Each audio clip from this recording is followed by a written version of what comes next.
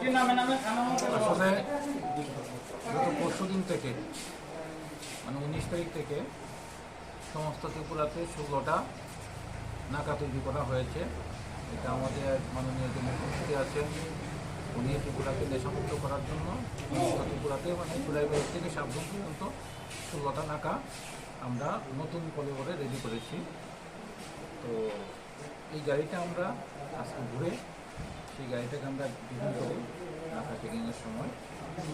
গাড়ির থেকে 3 জন মানুষ পাওয়া গেছে যারা ড্রাগগুলি এনেছিল। একজন হলো আব্দুল আলী, বাড়ি রহিমপুর, থানা হলো বক্সনগর। সমর কৃষ্ণ দাস, তার বাড়ি মধ্য বক্সনগর। প্রসেনজিৎ দাস, তার বাড়ি বেলুয়াচর, এটাও বক্সনগর। গাড়ির নম্বরটা হলো টাটা সুমো MN01 AK 3139। মনে হয় গাড়ির নাম্বারটা। এখানে কত টাকার মাল হবে? মালটা আসলে তো এখানে সাবানের কেস আছে 100 ওজন হবে প্রায় 1 কেজি 300 গ্রাম।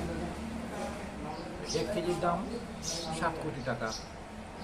এখানে যেটা মোটামুটি প্রায় 10 কোটি টাকার মাল আছে। আমরা চুরাইবাড়ি থানাতে একটা কেস হয়েছে, 3 জনকে অ্যারেস্ট করা হয়েছে, ইনভেস্টিগেশন চলছে।